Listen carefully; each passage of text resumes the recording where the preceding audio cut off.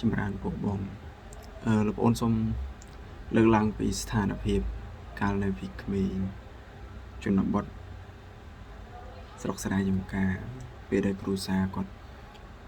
ក្រខ្លាំងណាស់យើងហូបស្មានទៅយើងហូបត្រីយើងសិតតែចែកកង់គ្នាដើម្បីហូបហ្នឹងហើយយើងចែកកង់គ្នាដើម្បី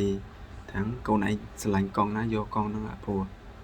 ត្រីវាមានតែមួយអញ្ចឹងទៅអញ្ចឹងអាត្មាចាំទស្សនភាពហ្នឹងយើងបានរបស់អីគឺយើងចែកគ្នាថាហើយត្រឡប់គ្រួសារលោកប្អូនគាត់អត់ដែលហូបបាយជុំគ្នាទេបើសិនជាចង់ហូបអញ្ចឹង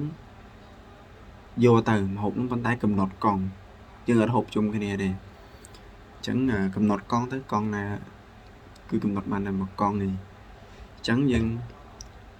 មានគ្រួសារតូចមួយហើយយើងធ្វើទម្លាប់អញ្ចឹងរហូតតាំងពីដែលលោកប្អូនកើតមកហើយយើងនៅចាំអតីតភាពទាំងអស់ហ្នឹងវាមានភាពរីករាយបែបជីវិតជាជនបទហ្នឹងយើងញ៉ាំអីយើងចែកកង់គ្នាញ៉ាំអញ្ចឹងហើយបាយកាលហ្នឹងគោសម្រូតហ្នឹងគោបុកយើងបុកដៃខ្លួនឯង